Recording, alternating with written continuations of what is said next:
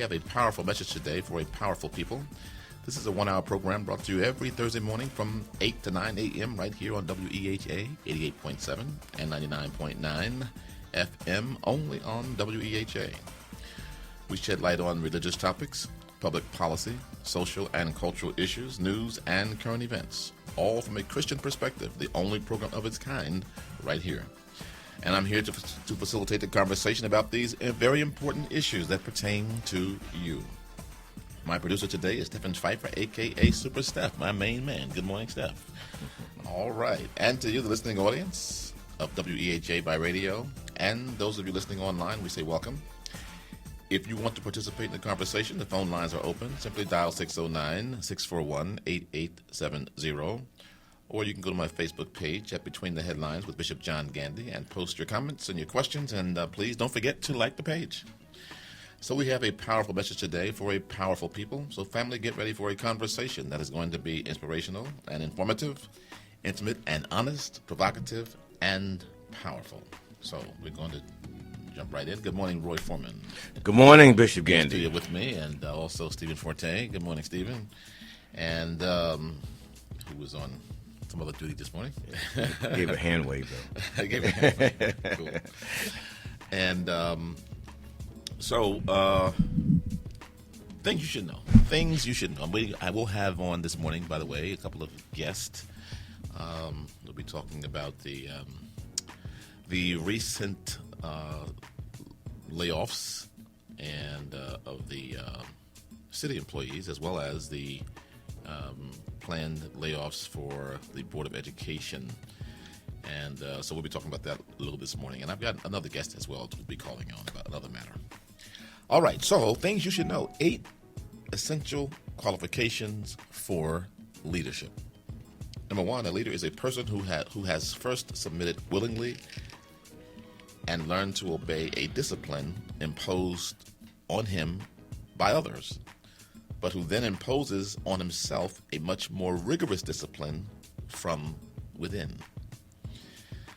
Secondly, leaders are men of faith, because faith is vision. The third thing you should know about a qualification of leadership is that wisdom is more important than academic accomplishments. Some people are leaders, but they simply rest upon their academia, on their training, but they don't always have wisdom. Wisdom is more important than academic accomplishments. The fourth thing you should know, when all the relevant facts are in, a leader makes swift and clear decisions. He's able to make decisions quickly and swiftly based upon once he's gathered all of the facts. And the fifth thing you should know about the essential qualifications of a leader is courage is resistance to and mastery of fear, not the absence of fear. Leaders are courageous not because there is no fear, they have no fear, but because they've mastered fear. And the sixth thing you should know is that humility is the ability to transfer glory. Leaders have to have the ability to not be desiring to always get the glory. But a true leader, a great leader, a good leader is someone who has the ability to transfer the glory. He gives honor and glory to God. He gives credit to those whom he work with, his peers. He also has the ability to give credit and honor to those who perhaps he may be leading. He has the ability to transfer glory. And the seventh thing you should know is that a leader must be able to reconcile opposing viewpoints without giving offense and without compromising principle. Yeah, you're smiling, Roy. I'm going to wait. I'm going to wait. All right. I'm going to bridle myself for a moment while you finish. Okay. You can jump in anytime, sir. Yeah. So a leader must be able to reconcile opposing viewpoints without giving offense and without compromising principles. And that is a very, very tactful thing that a leader has to be able to do. And the eighth and final things, I know Roy wants to jump in here, about the qualifications of a leader this morning, is in order to lead, it's essential that we are led by the Spirit of God. those are 8 essential things, 8 essential qualifications for leadership. So that means we got to have a whole new election come Saturday, right? because I don't see a one of those that you just named anywhere in this region. I mean, I'd say 98% of those people need to go. It's going to have to be changed. Are you speaking of leaders? The leaders, yes. The leaders in these communities, boy. yes. Because the courage, where's the courage? I mean, that's just because at times when things get hard, it just seems like guys just run and hide. They let changes come down, and no one says anything. Just let it's almost, people say they can just go with the thing that, it was inevitable. It was going to happen, and there's nothing I'm going to try to do because I'm not going to shake this tree, because if I do, I might be the first apple to fall off. And that's what I mean by if we had the right leaders that were willing to stand up and take that chance, I know we would have, our communities would be better. We wouldn't be in the situations as bad as we are now in this town, in this area rather, not so much in this town, but in this area.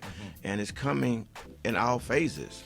Even areas that thought they were safe will be, in the next year or two, is going to be affected. The Galloways, the Egg Harbor Townships.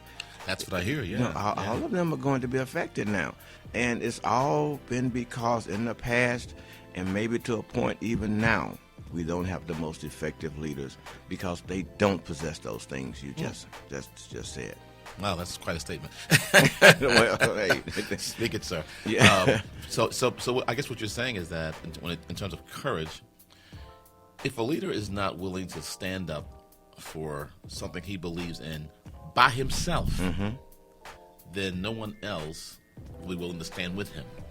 You have to believe in what you are espousing so strongly and so convincingly until you're willing to stand up by yourself. You have to be willing to lose something. Yeah. You really do. I mean, it's just not going to happen. Yeah. In your house, if you don't do that in your home and you got your children, what are you going to lose? You're going to lose their respect. Right. That's what you're going to lose. Right. Because you're telling them you're not going to stay out till past midnight. I want you in when the sun comes down, dark. I'm just using that, whatever time thing is. But if you don't, they're going to be running ramshot over in your place. Right. So you have to take that stand. And down the line, they are going to respect you for that. But if you don't, then you're going to lose that respect because the anarchy is there. Their friends are coming in. Everybody's coming in at all times of the night. So if you can't do that in your home, that's what you get. I equate that to the same thing with leadership and politics and government overall, period. And in some cases, the churches as well. If you don't have that right leadership in there, it's going to be like that. So we have to have that. Stand up and say, hey, I don't want to lose members. I don't want to lose votes. You gotta make that stand. And that's really what it kind of comes down to, is that there's this. A leader is not someone who thinks of his own self. Not even first. A leader is someone who puts those who he's leading first. He has to be willing to do that. If he doesn't have the courage to stand up, even for those who are, at the moment, unwilling to stand up for themselves. Exactly. I've heard leaders say sometimes, I'm not going to put myself out there. Well, you have to. Your job is to put yourself out there, is to convince those that you are leading. It is to make the case. It is to write the vision. Yes. To make it plain. It is to mobilize people around your particular issue that you are trying to advance, and to mobilize people. That's what a leader does. That's what they do. You're not a leader if you don't have anybody following you.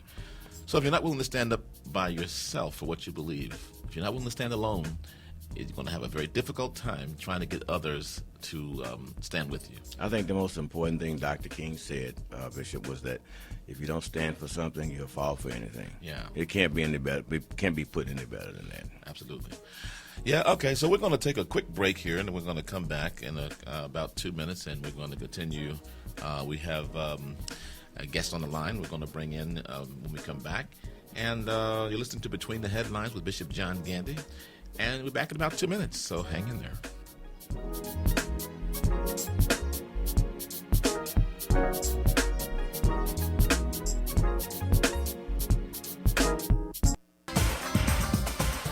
Welcome back to Between the Headlines with Bishop John Gandy. Quick announcement, very exciting. The Gospel 88.7 WEHA is sponsoring or hosting a very exciting gospel concert. It's called Revive Atlantic City Gospel Concert, hosted by WEHA's own El Presidente and Lady Praise. And the special guests are Ricky Dillard and New G, Maurette Brown Clark, James Hall Worship and Praise, and Ernest Pugh. So it's going to be exciting. It's going to be on Saturday, July the 18th, from 2 to 7 p.m. at the Surf Stadium, and that's in Atlantic City. The tickets are $25 each. And again, Revive Atlantic City Gospel Concert. It is going to be just a blast. I've got so there's a couple of groups on there that I really like, and I plan to be there, and I hope to see you there. So again, that's $25. If you want to get a ticket, you can call or visit the website to purchase your tickets. Our website is www.wehagospel887.com. Again, that's the Revive Atlantic City Gospel Concert. It's going to be on Saturday, July the 18th, from 2 to 7 p.m. It's going to be a great time. Hope to see you there. All right, and we are back. Mr. Roy Foreman is with us in the studio. Good morning, Roy. Good morning. Again. And we have on the line the gentleman who is. We talked about leadership and courage and being courageous. This gentleman here is courageous. He is a member of the Atlantic City School Board, and he's always he's his own man. And whenever I read of anything he's doing in the press, or I speak with him or talk with him, he is courageous. And I'm happy to have him on this morning with us, Mr. Ed Cooper. Ed, good morning. How are you, sir? Good morning, Bishop. Listen, man, it was first of all, how are you doing? I'm fine, thank you. Blessed. Outstanding. I'm happy that you agreed to come on this morning to talk about the recent events at Atlantic City school board, school system. There are a number of layoffs that are being planned. Before we talk about the layoffs per se, what are the circumstances? What is the reasoning, the justification for the layoffs? Why is it necessary, or is it necessary for the layoffs to be made, and as many as there are? Okay, well, as you're aware, over the last few years, with the drop in the tax ratables for the city of Atlantic City, the state of New Jersey instituted monitors for both the city of Atlantic City and for the Board of Education.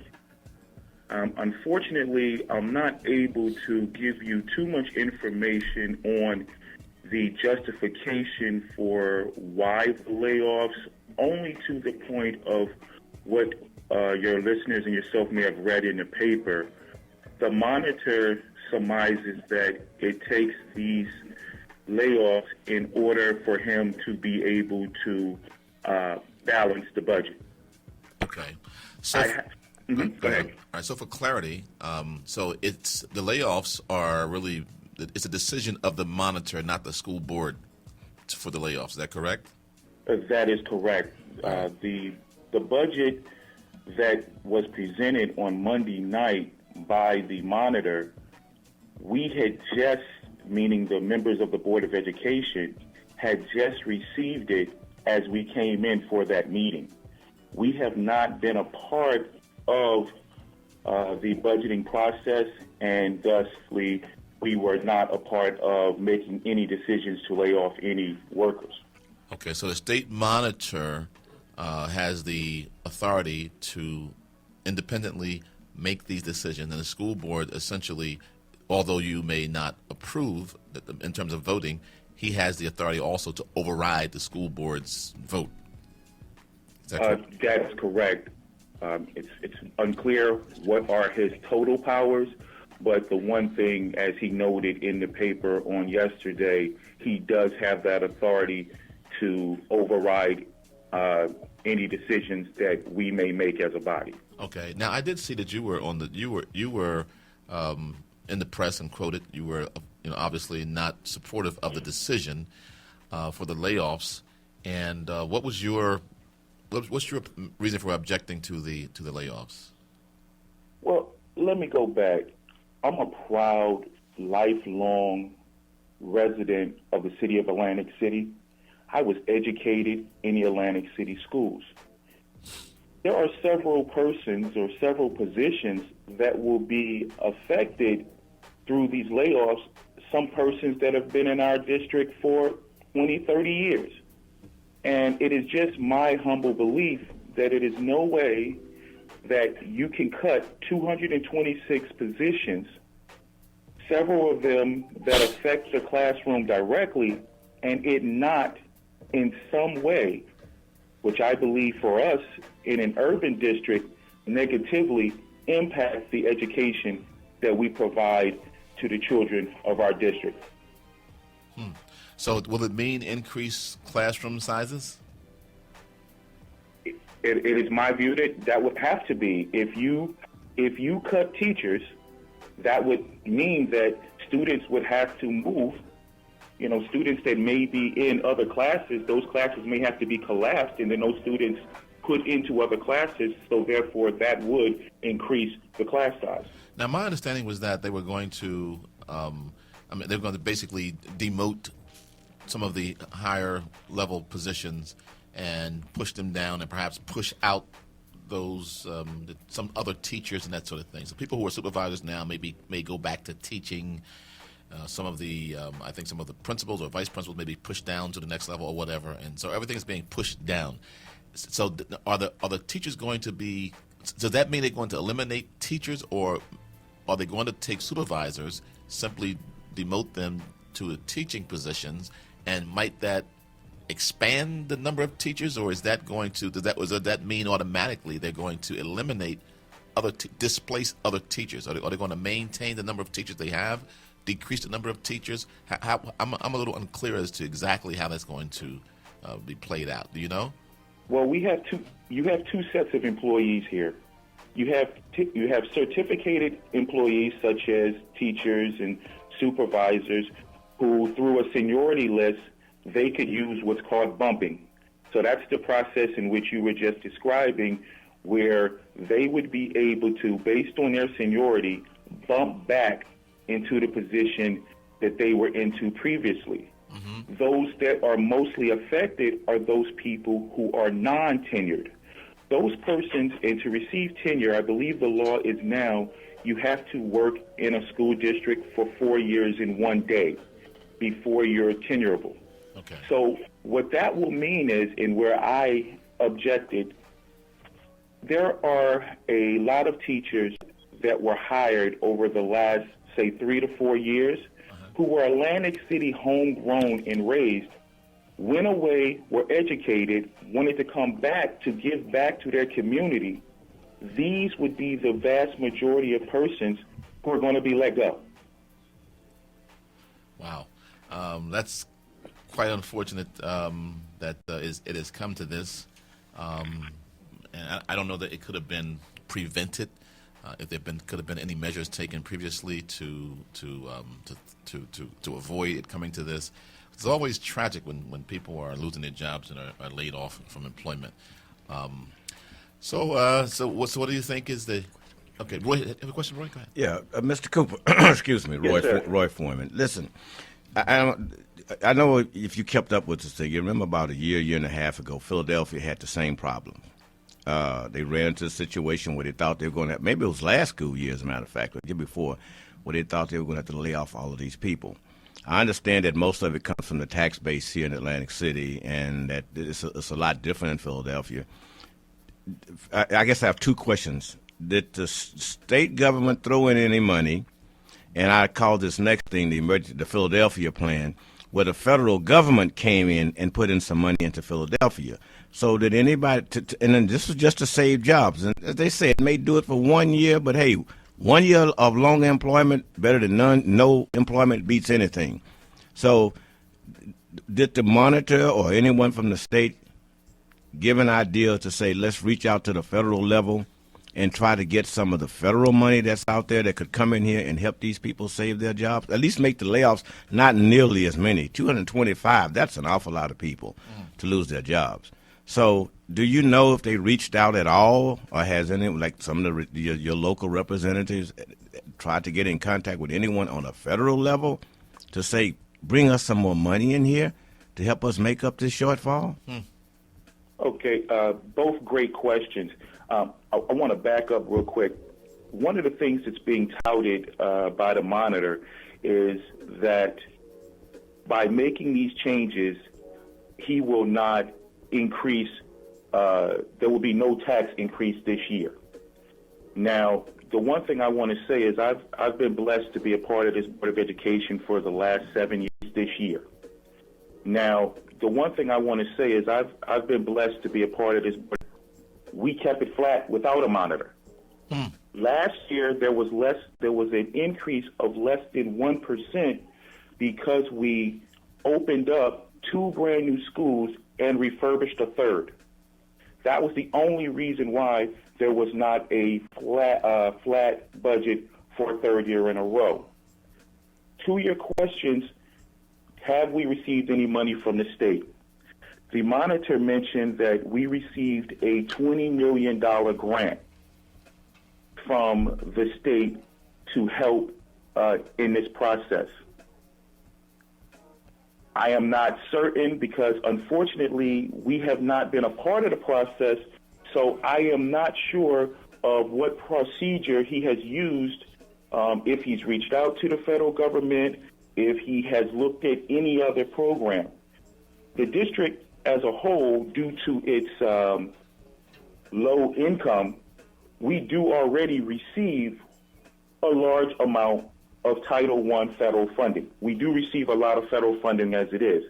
But to answer your question of whether or not if they've ever reached out to try to find any additional funds, that unfortunately I can't advise because we haven't been given that information. We weren't a part, as I mentioned earlier, we have not been a part of crafting this budget or anything of how we're going to get out of the perceived issue that they believe we have. I also want to state that it's been stated that the reason why the Monitor came in is because the Board of Education possibly could have faced a deficit. In the 7 years in which I've been on this board, we've never had a deficit. The perception was that quite possibly at some point, the city of Atlantic City would have not been able to pass on the taxes that they collected to the district. And that is what would have possibly caused this deficit. So the deficit that they were anticipating would have been a deficit that was not caused by the school board. No, So not at all. therefore, the Monitor what do you think is the reason? Now, this is just, of course, just asking you to kind of take your own opinion. What is the reason for the Monitor being in? I mean, you just stated what their official reason is, which to me sounds like it's not necessary, would not have been necessary or unfair to take away the rights of those who are elected by the residents of the city. It's unfair to take away those people's rights and responsibilities that they have to those who elected them, to take that away from them because you're anticipating a problem to occur that they did not cause. You didn't cause that problem. Why would the state send the Monitor in for that purpose? I mean, I don't understand exactly what the motivation is. What do you think motivation is? Well, Bishop, I'm glad that you preface it by saying it would be my opinion. My opinion is this. I believe that the larger issue, because it was at the city level, I believe that the state, and they've done this all throughout the state, they have been going in, they have been pushing these charter school type programs or these different programs throughout the state, and I just believe this is just another way for the state to finally try to get their hands on the city of Atlantic City. Because if you read the Title 18, which gives them the legal right to do the things such as monitors, honestly, we do not meet any of the guidelines. Wow. So they did it speculatively. And to them, they're going to say, well, the city of Atlantic City, because of its lowering base, we kind of had to come in and try to help you guys.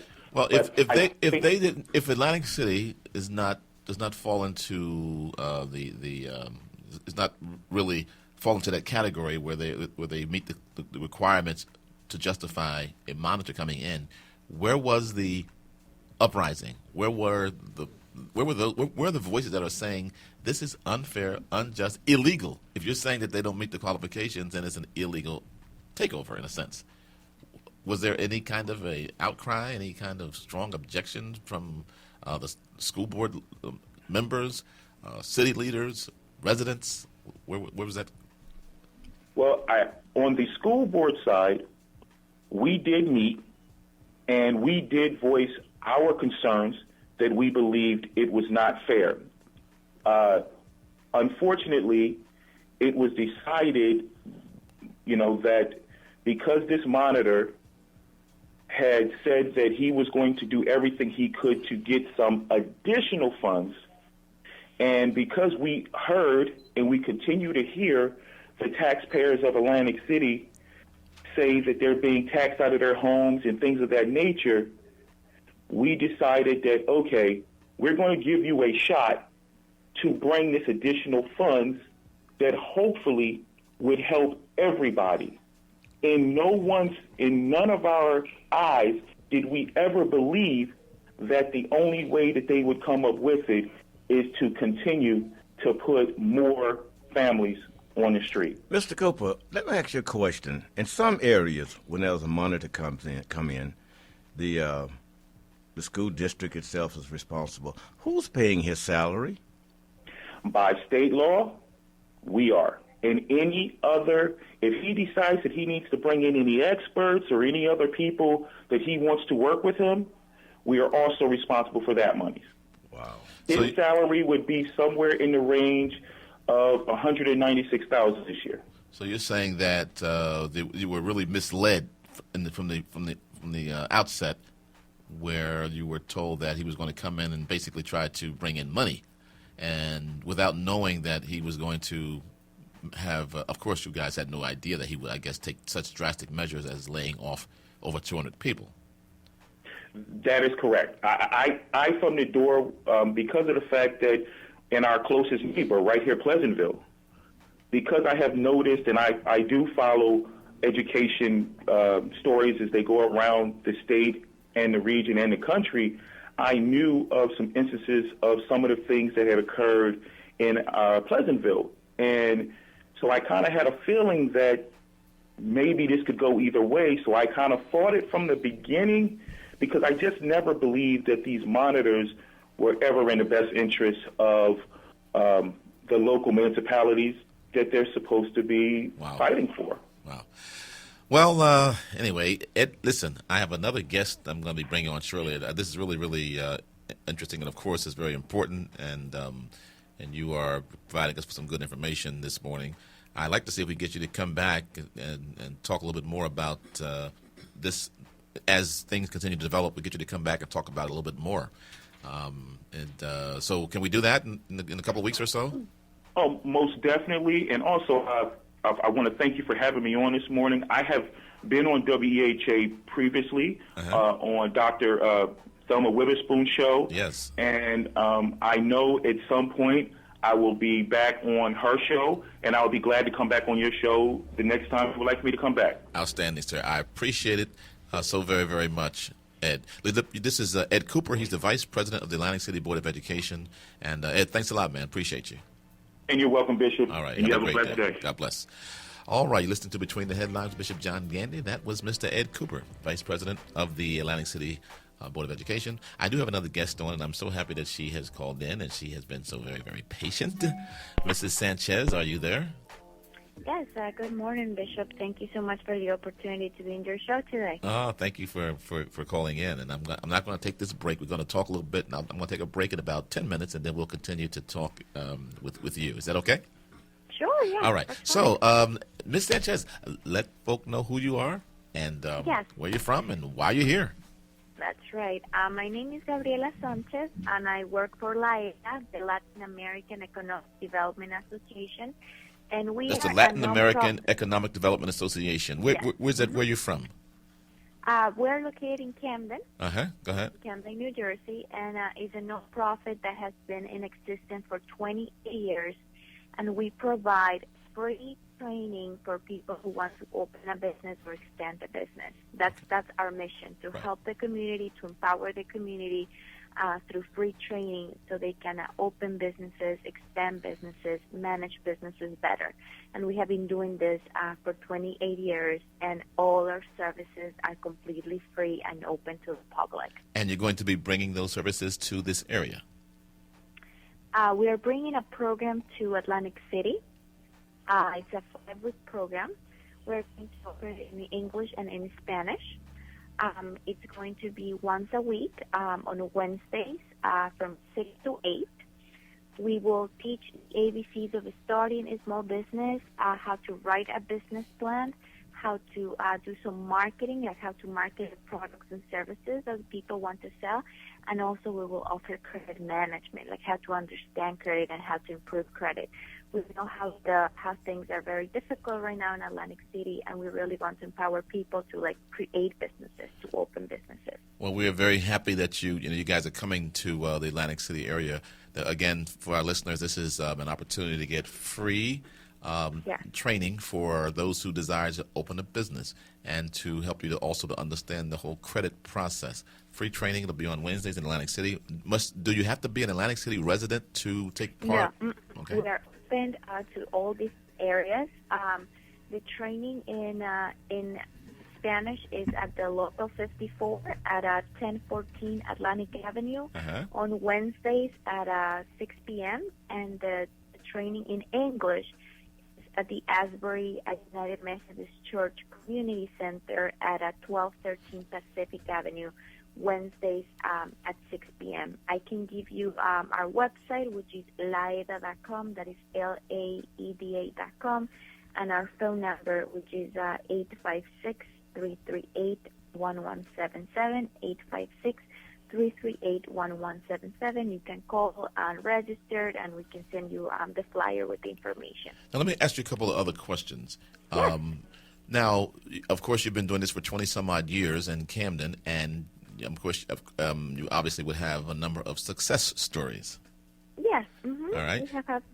Okay. Can you give us a couple of quick examples of some success stories, businesses that are presently in operation as a result of the training they received from your Sure. from your group? So we provide a free training for people to open the business or expand the business. And one time we had a client, and she had her hair salon, and one day she arrived and the doors were closed.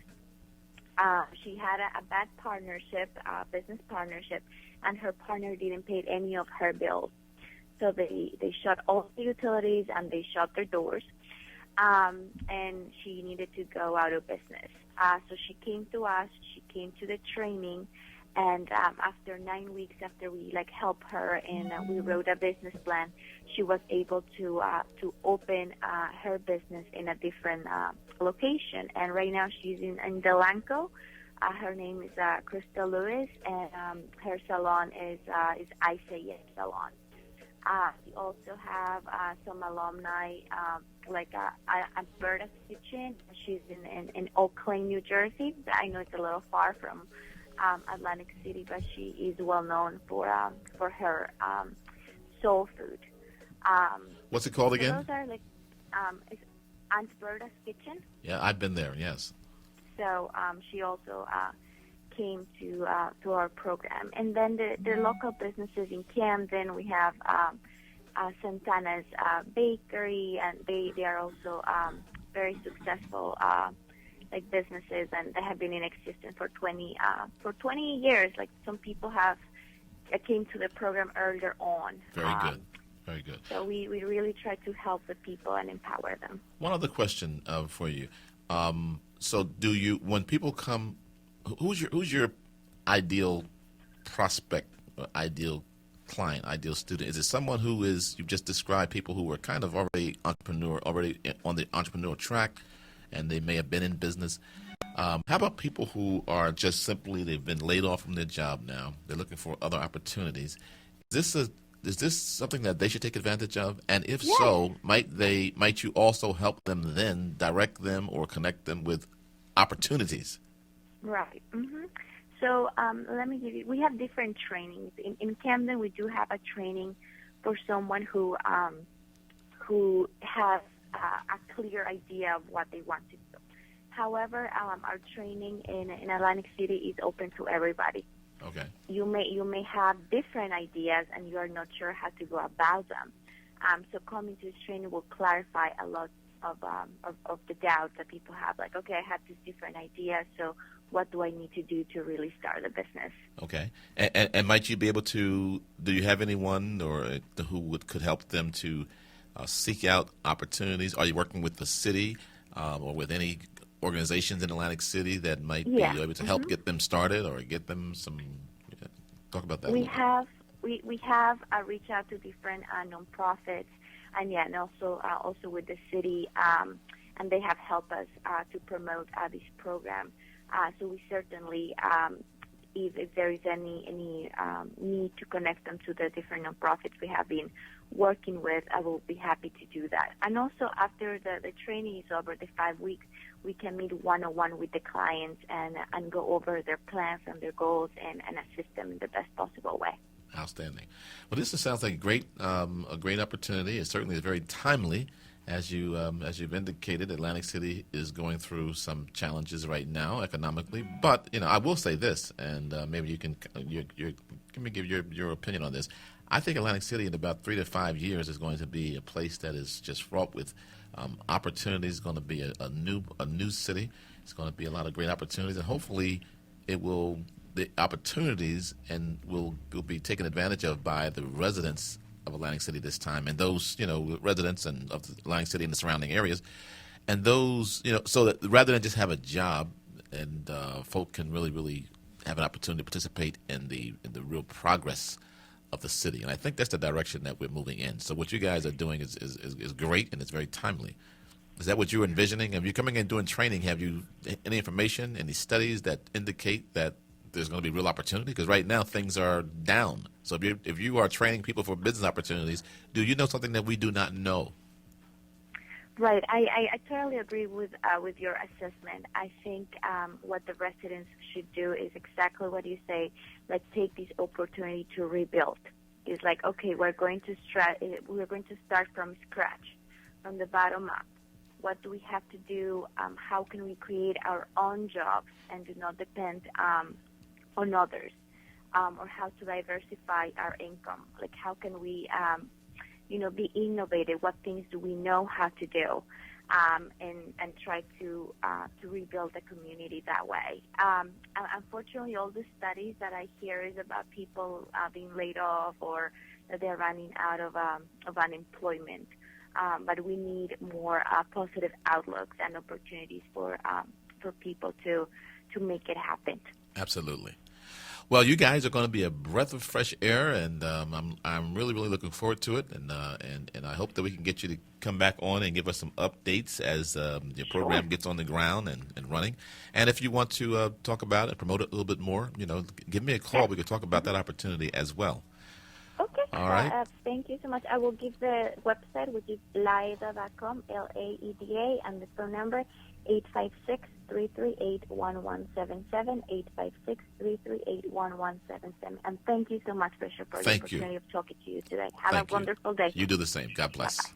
All right, you listened to Between the Headlines with Bishop John Gandy. That was that's good news. Sounds like a great project. I mean, Sounds like a good opportunity. I wanted to ask her though. I was wondering if credit has anything to do with it.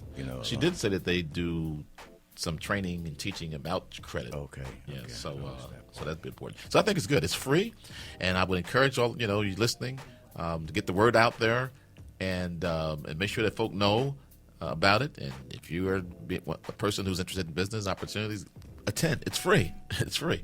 And so you're not just going just because it's free. You're going because you're looking for opportunity. They don't loan money. It's not a thing where they loan you money. I didn't get the impression that they loan money, but I do believe that they. She did indicate that they would kind of help give you some direction. So it's certainly something worth pursuing. So you're listening to Between the Headlines with Bishop John Gandy. We're going to take a quick break, and we're going to be back in about 2 minutes. Hang in there.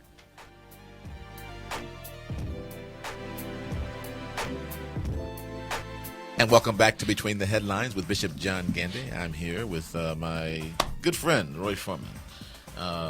Roy, I tell you, man, a lot going on. It's an awful lot going on. That's just in Atlantic City. That's just Atlantic City. Just in And Atlantic we haven't City. talked about, we haven't scratched the surface at Yeah. all. We do have a caller on the line who has some information. Good morning, caller. How are you? Good morning, Bishop. How are you? I'm doing great. This Roy is Foreman. God bless you, too. Thank you.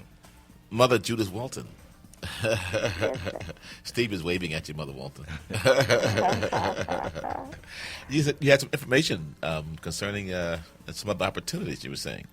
Yes, it's concerning the Steel Pier, and they're accepting applications for the following positions. And you must apply online, and you must be at least 16 years old. And the positions are for ride operators, game attendants, food and beverage, and groundskeeper.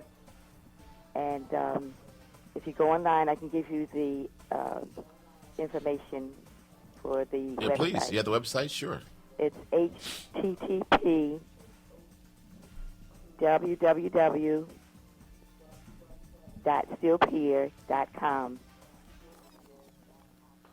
Okay. Well, thank you for that information, and certainly, it's timely. Folk are going to be looking for some extra ways to make some money, and the summer is here, and young folk are going to be looking for jobs. So, and you want to make you an official. What do you call it? When you are out there and reporting. Oh, business. yeah, reporters. Yes, he's the official report. But I'm just a helper. in a way, this is great to get this information out, because a lot of times they have these programs where a lot of foreign kids come in and they get those jobs because these kids don't know about them. That's right. And so this is really great. Hopefully some parents are listening if their kids are at school, which they should be if they're 16. But but this is great information, because a lot of times I'm always wondering why. And I'm not saying there's anything wrong with the foreign kids working here, but it's just that our kids normally don't learn about it until it's too late. That's right. And so now this is information. If you got a 16, 17, 18, maybe 20, maybe 40, I don't know. Just need a job. Just need a job. That's right. This is information that's imperative. So that was great of you to call and give us that information. Certainly, and the positions are seasonal and can be part-time or full-time. Great. And Fantastic. the schedules will include working evenings, weekends, and holidays, working outdoors in a noisy and fast-paced work environment, may stand for long periods of time, work in variable weather conditions. Sounds like a job to me. That's That's our a job. Amen. that's our correspondent. That's what I'm looking for. Yes. Our correspondent. Correspondent. Mother Judith God Walton. bless you all. Have Thank a you great, so much. great day. All right. God bless. All right. Bye. All right. So we have about 10 minutes, Roy. What do you? Well, I was listening, and it's something, I want to kind of get on this job situation for a minute. I understand that everybody knows about the wreck that took place in the train the other day, people in Philadelphia. And some of the people in the cities are saying the fact that had the money that President Obama put out some years ago for this infrastructure had been used what it was supposed to, that doesn't mean that that's what it was, because they don't even know what the cause of it, basically what the track was now. But now this brings up that issue again about monies that was sent to these states, or probably perhaps still been sent to these states, to fix up our roads and bridges in the town. Not only to fix up the roads and bridges, but to give jobs, provide jobs, and some of them are well-paying jobs. Absolutely. It's not like just these are not $10, $8, $9 jobs. These are some high-paying, pretty. I think it's like a minimum of $18 an hour.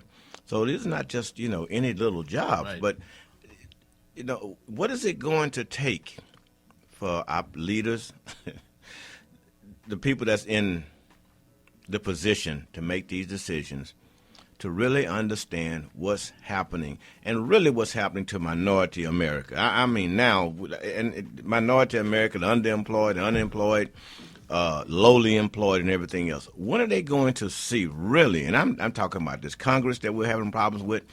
Something happened, I guess, in Washington. They passed a law or something yesterday. I missed it. I heard them talking about it.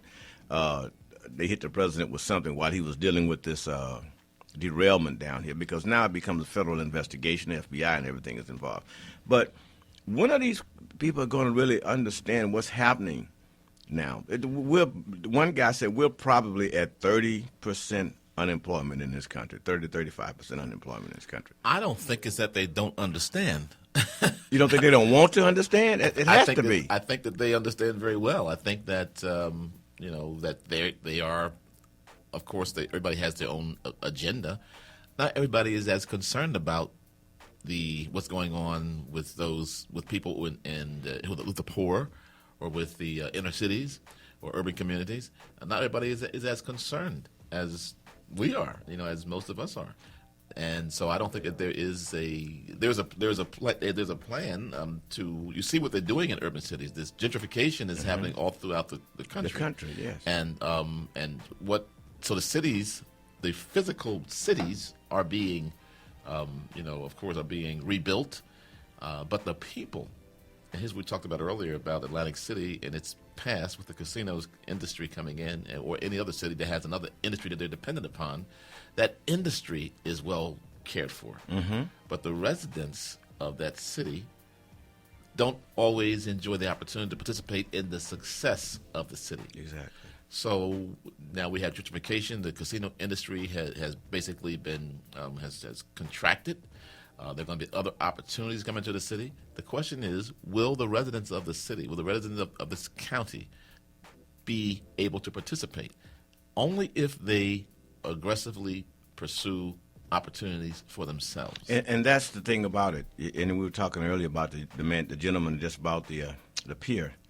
Blatstein? Blatstein, yes. Blatstein, okay. He's coming in, great ideas that he's going to try to do, and he's offering people opportunities. He seems to be probably the hottest thing going right now. I mean, he no doubt. I mean, no doubt. But there's a line that's forming. Yeah. And we're either going to be at the back of the line or between the line, but we're not at the front, because by the time he gets here, the front's already been set up. Yeah. But you just can't. This is this thing. You just cannot put a Band-Aid on a gunshot. Yeah. Atlantic City, where Philadelphia was hit with the gunshot a long time ago. But Atlantic City is the gunshot. Yeah. You can't put a Band-Aid on this thing. We're going to have to, and I know people say, oh, you're talking things that doesn't make sense. If you don't do. But if you don't speak up, sitting in the park, on the front porch, on the cell phone, complaining, is not going to get it done. Or waiting on some official to deliver it. To deliver that's not going to be delivered.